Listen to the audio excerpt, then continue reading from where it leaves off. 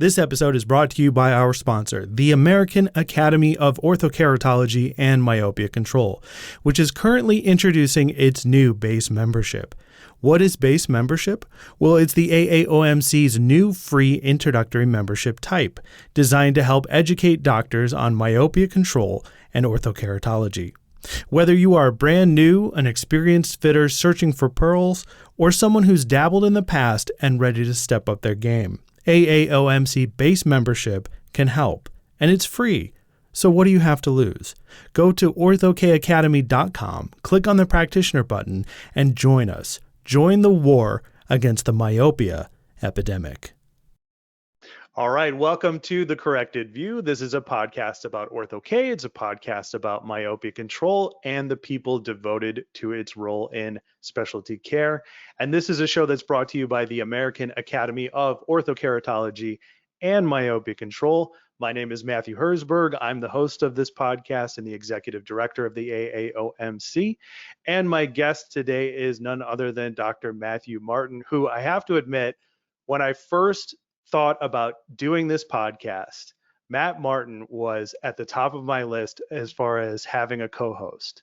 And I was like, is there any way that I can get Matthew Martin to be on this podcast with me for every single episode? It could be Matthew and Matthew talking Ortho-k, talking myopia control. He's the expert, and he'll, that was my dream. So I'm very happy to have him as a guest. Matthew, welcome to the program.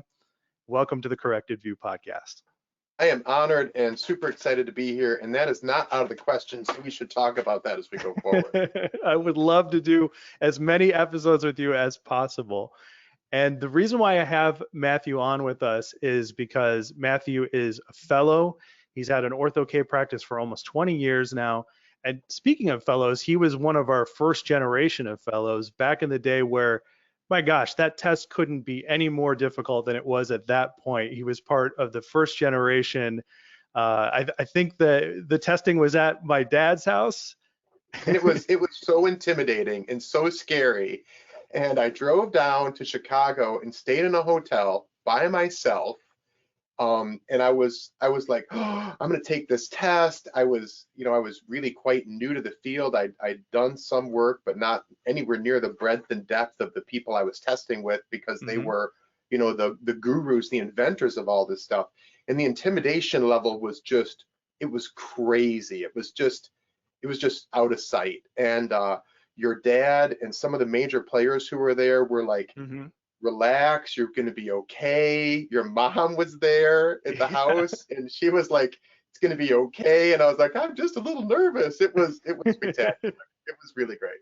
And some of the people that I tested with, tell us about that.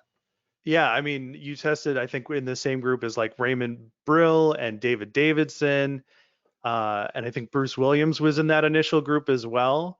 And these are guys that had successful Ortho-k practices for years. And I, as a kid, it's like I knew these people, and I see this new fresh face show up in Matthew Martin. I'm like, who is this guy? And this test back then was super difficult. It's a difficult process over the years. It's been refined, and it's way more accessible now than it was. And Matt Martin has gone from being somebody who got into Ortho-k, became a fellow, and now he lectures and has been lecturing and is a core component of the AAOMC's Vision by Design Ortho-k Bootcamp for newcomers. And that's one of the reasons why I wanted to have you on, Matt, was because you wrote an article for us for our newsletter, and the title of which has to do with continuing education.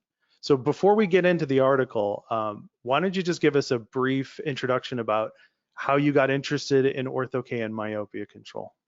So I purchased my practice right out of graduate school. So I graduated, I purchased a private practice, and in a small town, and I loved practicing. But interestingly enough, I rapidly got bored. So I enjoyed what I was doing, but contact lenses and glasses, it's somewhat stilted, and I wanted something challenging. So I started looking around at something fun, and I've been speaking to Gary Gerber because he was really a lot younger at that time in his practice management stuff. And he said, you know, you should contact this guy named Nick Despeditis, this Dr. Despeditis, and ask to talk to him. And I talked to him, and I decided I wanted to get into this. And I ended up going to the GOS, which was the Global Orthokeratology Symposium, which was in Ontario. I met like Eddie Chow there.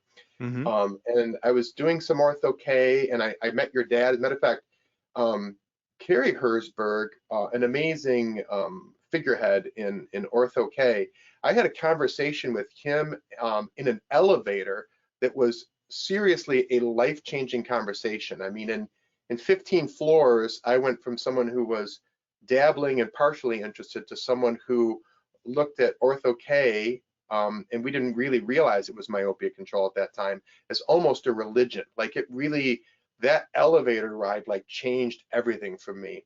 My wife was with me for that particular convention. I came back and I was like, "Oh, honey, I'm so excited! We're gonna do this and we're gonna do that." And I was just like blowing up. And my wife was like, "Okay," you know. But I was so enthusiastic about it. And I can't remember if the Chicago GOS came first or the Ontario one came first, but I just remember my excitement was just through the roof. And I came back and it just like made me so excited about like fitting Ortho-k and being involved in the whole thing. It was magic. Awesome. And it's funny how an elevator ride conversation can have that kind of effect for somebody. Right. I mean, it was an elevator ride. That's Mm-hmm. crazy.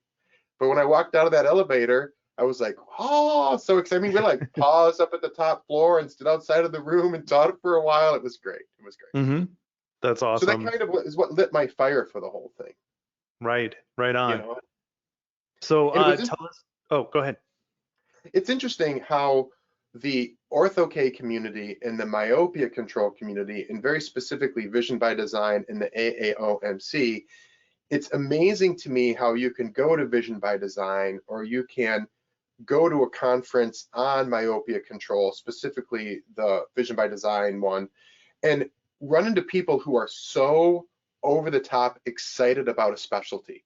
There is no other specialty in all of eye care where people want you to be successful and to love it as much as Ortho-k and myopia control. Well, there just isn't. Mm-hmm.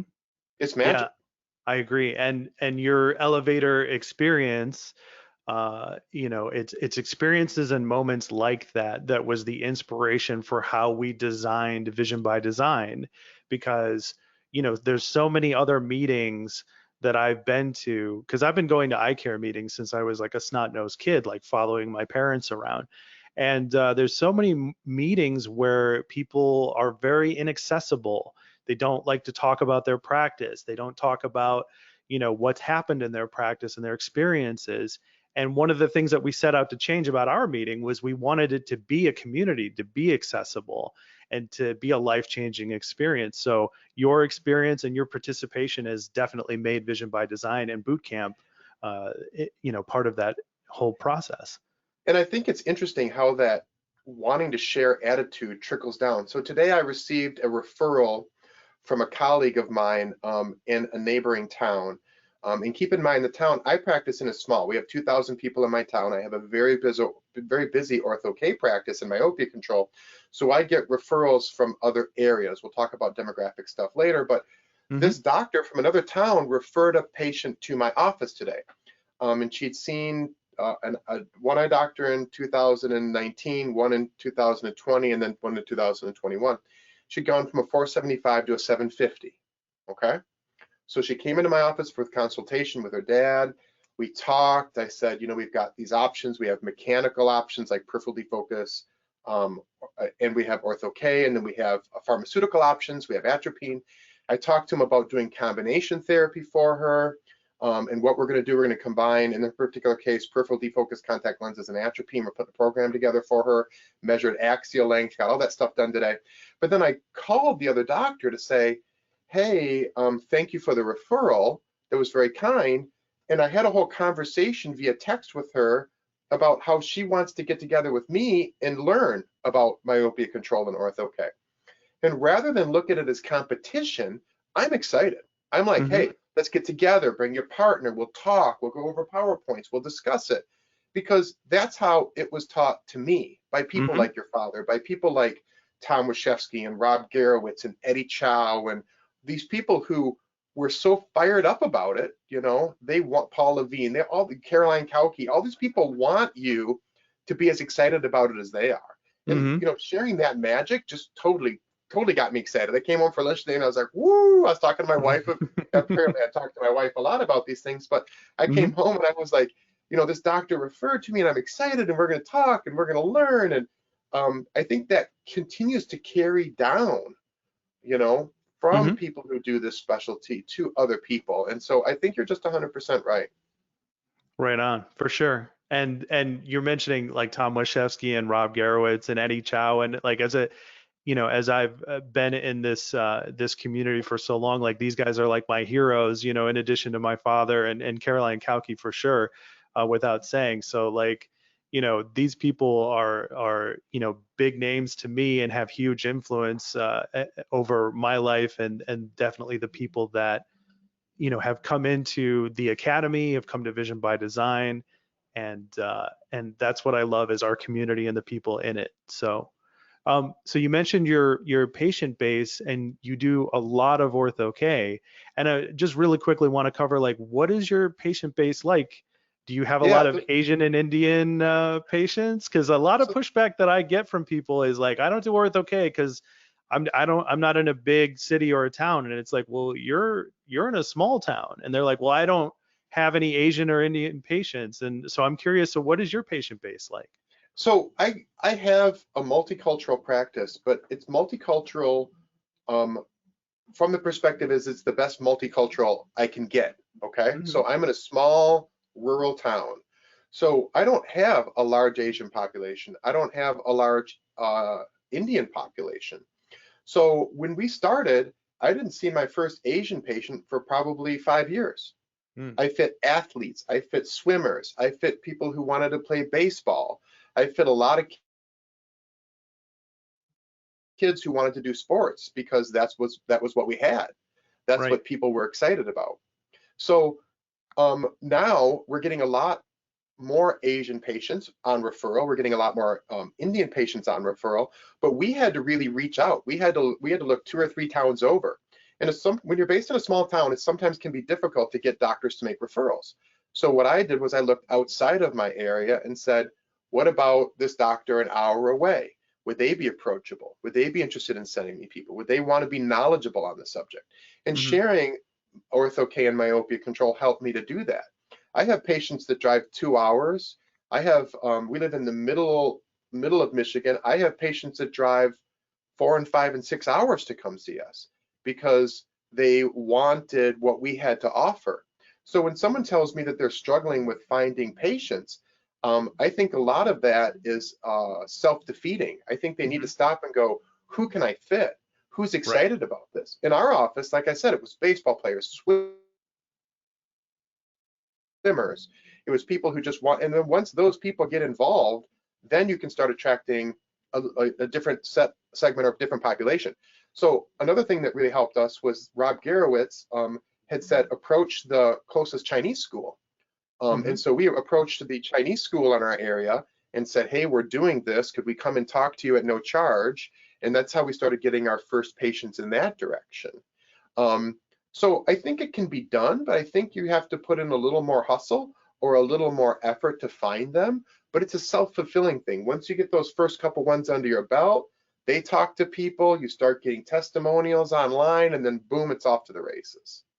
Yeah, and I want to point out specifically to the audience. Notice he said 4, 5, 6 hours to get to his practice, and think about all the other optometry practices that these patients drove past or traveled over to get to his practice because of the quality of care that Matt's offering, and not only like doing Ortho-k and myopia control, but running a well-oiled machine, his practice, his staff, and what kind of experience he's giving the patient. And that is what I want to lead into your article that you wrote for us, because I think I really enjoyed reading it for many reasons, but one of the reasons the biggest reasons was because this is a moment about staff training, about becoming complacent in your Ortho-k practice, about something that I think a lot of people would consider kind of embarrassing to happen that they wouldn't want to share. And so so give us a rough overview of what happened and why you decided to write the article. Yeah, let me put in context a little bit too. Like you had said earlier, we've been practicing Ortho-k in my office since 2001. So we've been at it, or 2002. So we've been at it, a few years now. And when I first started doing Ortho-k in my office, I was really aggressive with sharing with the staff, with educational stuff. So what happened is this. So I have a colleague of mine, Rob Garowitz, and he and I and Dr. Washevsky have a consulting business called Mission Myopia Control. And both Rob and I and Tom consult with other doctors to try to help them to get excited about myopia control and to build up their specialty practice. So I, a while back, had changed my answering machine message so that it had a really great myopia control message on it. So when you call, it says, "Welcome to Auburn Optical, Dr. Martin, Mid-Michigan's myopia control expert." I mean, it's got a nice explanation to it. So part of that whole process was that when Rob was consulting with one of his doctors, he said, "You need to call Dr. Martin's office and talk to his staff about myopia control so you can learn how a staff does a good job answering the phone." So this doctor called my office and got the two newest staff members. Now keep in mind that we don't change staff members a lot. I had a staff member with a 10-year anniversary this week, and another one who's been here for 12 years, and another one who's been here for 15, and another one who's been here for 12. So we like to keep our people and we like to develop them, and I have frankly the best staff on the planet. So when I say new staff members, I mean one was here for a year and one was here for 6 months because we had a staff member, Ashley Peters, who's gone away to become an eye doctor. She's in graduate school. It's her first year of graduate school, so we had to replace her. So he called on the day my two newest staff members were working, and they failed, to put not too fine a point on it. They didn't know how to answer the questions. They weren't able to explain the concepts of myopia control, and they deferred it to, "Why don't you come in, we'll do a consultation, it's no charge." I mean, they did some of the basic stuff, but they weren't able to really answer the question. So this, of course, was a real eye opener for me. We've been doing this for a lot of years, and I just assumed wrongly that staff members would absorb the information just by being here. Because today, I have to grab my schedule over here, but today we did a new myopia control consult. We saw a myopia control Ortho-k follow-up this morning. We saw a 6-month one after lunch, and then we saw one in for a yearly follow-up program in the afternoon. So today we saw 4 Ortho-k patients and myopia control patients. And that's just an average day for our office, right? Some are 6-month follow-ups, some are yearly programs, some are new patients. I mean, we just kind of roll along, right? It's just a normal day. I assumed that everyone knew all there was to know about Ortho-k and myopia control because we see it every day. I was completely wrong. It was a real eye-opener for me. So that raised the question to me, what have I been doing wrong to not give my staff the tools they needed to explain what we do here and why we're a special office? So that was kind of the progenitor, the origin story, if you will, for the article. It was a real eye-opener for me to kind of fall off my face because it's not my staff's fault. My staff's amazing. I never taught them. I just assumed that they would know through absorption, and that's not fair to them. So it really led to a watershed moment for me of realizing that myself in particular, because I've been doing it for so long, and new fitters for sure, need to put some type of program in place and develop a continuing education program for their staff. Gotcha. So what kind of program, should you put in place in order to, ensure that your staff is very knowledgeable and that, something like this either doesn't happen or that you can see it and fix the problem? Yeah, so I think that's very important. So I think the first thing that needs to happen is I think the doctor needs to understand myopia control, atropine, peripheral defocus contact lenses, Ortho-k, well enough to be able to explain it to the staff member. Mm-hmm. Okay? So I think before we can even begin discussing how to address the staff, we first have to make sure that you have the knowledge about the subject yourself. So right now I'm speaking to new fitters, people who are just getting into this, okay? So I think it's important for a person to understand myopia control, Ortho-k, atropine, peripheral defocus contact lenses, but more importantly, you need to be able to explain it to somebody else. Do you remember, Matthew, when you were in college or high school even, and you had study groups? Mm-hmm. Remember, you're learning something new, so you have to read the material, internalize it, tell a story, and then I have to explain that to you in terms that you understand. Right. The magic thing about study groups is it caused you to know the material so well that I could explain it to somebody else and have them learn it from me. Mm-hmm. Okay? So the first thing a doctor needs to do is be able to internalize the concepts and then be able to present them to the staff. Okay? So I would suggest to new fitters especially that they work on making sure they know it and that they can explain it to their spouse, for instance, if you're married, Mm-hmm. or to Mm-hmm. your friend who's not knowledgeable in the subject before you approach the staff with it. Okay? And you have to take a complicated subject like peripheral defocus and pulling the light rays in front of the retina, and all this kind of stuff, or how atropine works and the mechanism and the pharmacology of it. And you have to be able to do that in a way where you can then explain it to a staff member so that they internalize and understand it as well. So Gotcha. first step, do you understand it? Second Mm-hmm. step, can you explain it to somebody else? And I think you need to practice doing that, frankly. So For sure. I think that's the first step. But then how much does the staff really need to know? And this is a question I pondered. I would tell you that my wife who works in the office and my key people who've been here for a long time, I feel as though they could probably explain it as well as most doctors. Okay. Okay. But do patients need that? Hmm. I'm not sure the answer is yes. I think that your staff needs to know it well enough to handle the basic questions. What is myopia control? What are the three mechanisms of myopia control? Not three mechanisms, two mechanisms really, but three methodologies. I Mm-hmm. think your staff needs to be able to say peripheral defocus, Ortho-k, those are mechanical options. Atropine's a pharmacological option. I think they need to know some of the basics of it to explain it to a patient, but I think you really want to have your staff be knowledgeable, but then also be able to handle questions in a way that refers them to a consultation or to time with the doctor, okay?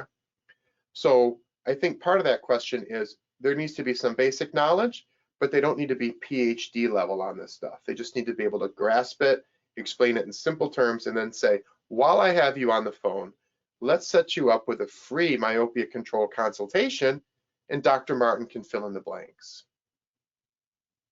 Yeah, I that is such a great point because, the doctor is that first point of contact about that information in some cases, but making sure that when the patient calls or reaches out or whatever case may be, that you have a knowledgeable person that can field those questions. And I'm reminded of the podcast when I had Dwight Barnes on with me, and he mentioned that he has a person who is specifically dedicated to myopia control. And he said, if you can stump her, like she'll ask me, but good luck if you stump her, that's a big deal. And so like, do you have a myopia control coordinator, or is it just like like everybody in the office should be up to a certain level? This is interesting. In the past, I have had a myopia control coordinator. In my office, we have a very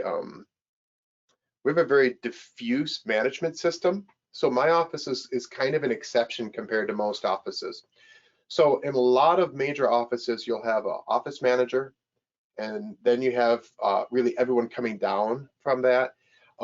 My staff is so good at what they do that my staff, I have lead people. So I have like a lead receptionist, a lead frame stylist or optician.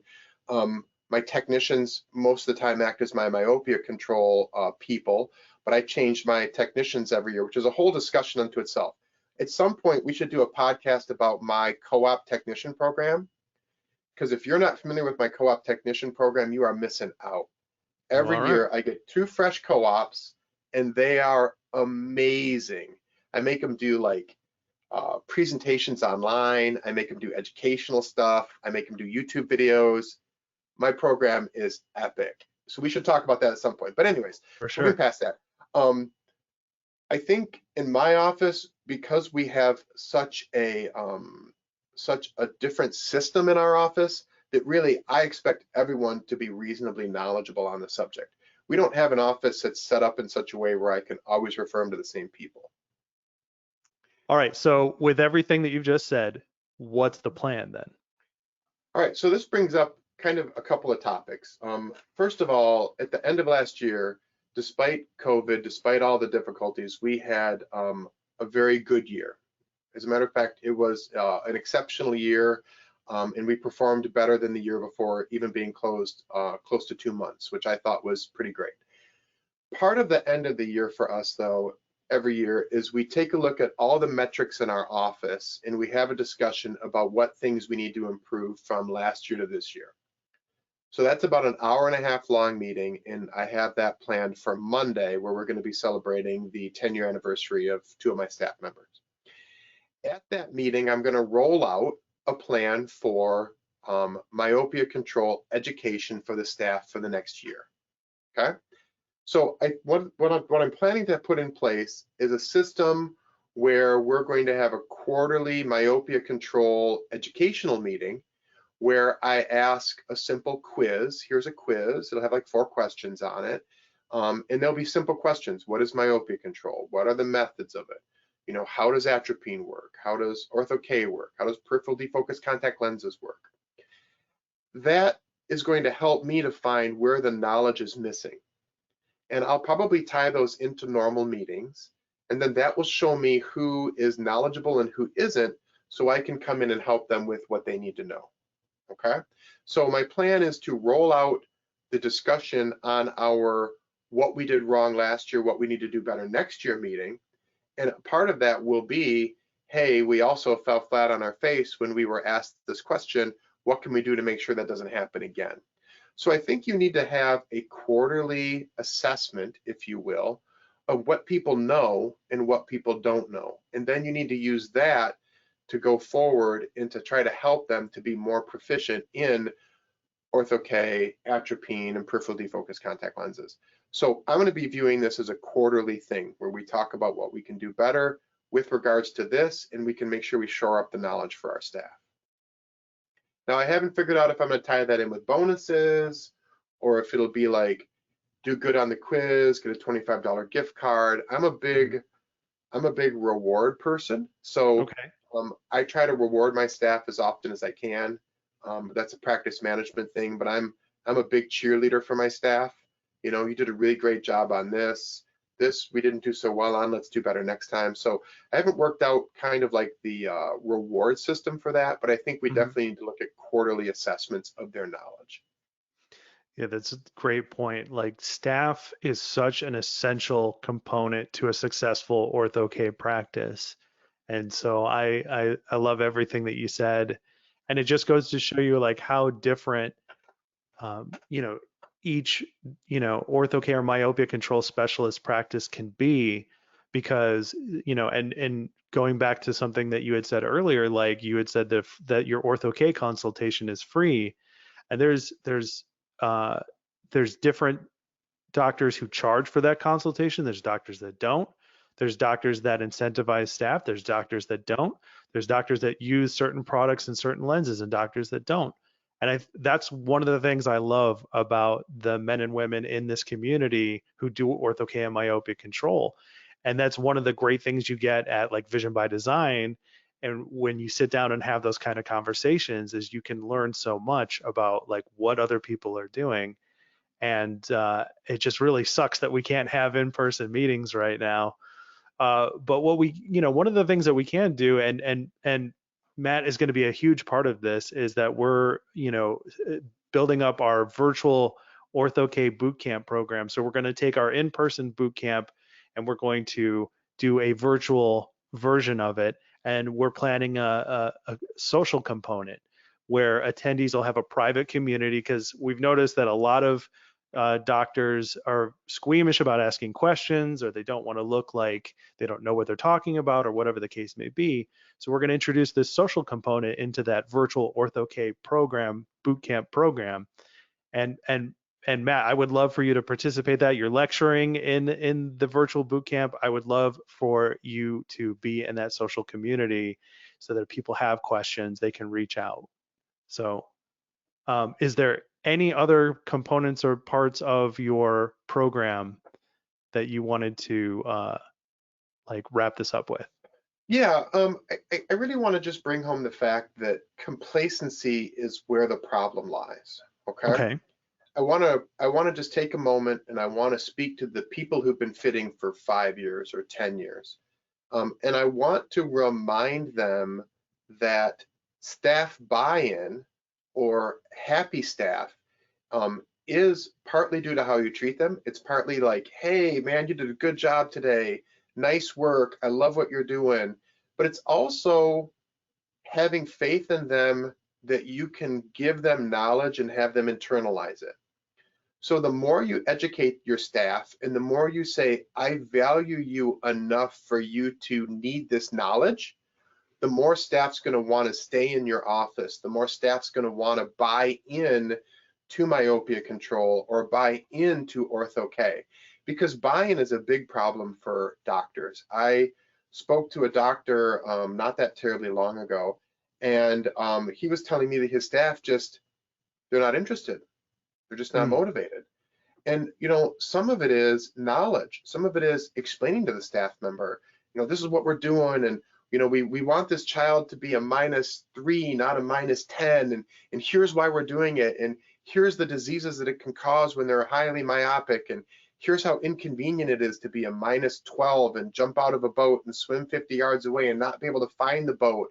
I mean, it's important to be wanting to invest in those staff members and to be wanting to give them a piece of knowledge that's going to benefit them.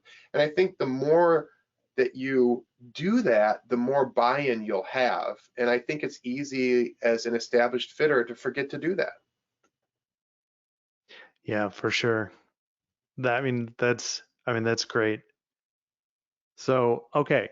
So thank you so much for coming onto the podcast and discussing your experiences and your article. I'll put a link to the article. Okay. And if anybody wants to know more about you, more about Mission Myopia Control, which you do with Tom Washevsky and Rob Garowitz, where can they find information about you guys? Yep. Okay. So for me, if you're trying to reach me, you can email me at auburnoptical@gmail.com. And you can also go on my YouTube page, which is Auburn Optical on YouTube. We have some great testimonial videos in there and stuff, which are pretty fantastic. Mission Myopia Management or Mission Myopia Control is the website where we do consulting stuff. So check that out as well. There's some really great Mission Myopia Control minutes, which are fun, which talk about some of the things that all of us run into when we're fitting that you may have forgotten, like the importance of HVID, or how to explain something in simple terms, or Dr. Garowitz has one on there about how to look at a topography and figure out elevation differences quick and fast. There's some really good information there. Frankly, I think it's worth checking out. All right. Thank you. And if anybody has any questions for the podcast or wants to respond or follow up on anything that we said here, the email address we have is thecorrectedview@gmail.com. And this podcast is brought to you by the men and women who are in our academy. The American Academy of Orthokeratology and Myopia Control exists because of members like Matthew Martin, who's a past board member of ours. And this wouldn't be possible without them. So if you are interested in more content and connecting with these people, then by all means check us out at aaomc.org. And this is a great place to get started. We have a base membership if you want to come in, see what it's like. It's free at the moment, so definitely come by aaomc.org and get involved. All right, so Matthew, anything else you want to say before we end this episode of the podcast? I got to get you back for as many as I can, brother. I do have one more thing to say, and that is that I talk to a lot of doctors who complain about not being able to convert patients who are interested in myopia control into patients doing myopia control. Now, there's a lot of things doctors can do there, okay? And I consult with doctors all the time on trying to improve that. But one of the things that they can do is, drum roll, educating their staff. So one of my co-ops happens to be an Ortho-k patient, and he's knowledgeable in Ortho-k. So when he brings a patient back, he's excited. He's like, oh my gosh, let me tell you about Ortho-k. Let me tell you about myopia control. So remember, if you're having problems converting patients, making sure your staff is knowledgeable will very much increase your conversion. Patients will go from being interested to motivated when they see a staff member who's excited. And it's great to learn because knowledge is power. For sure. Which I stole from Schoolhouse Rocks, if you remember. I do remember Schoolhouse Rocks. Fantastic.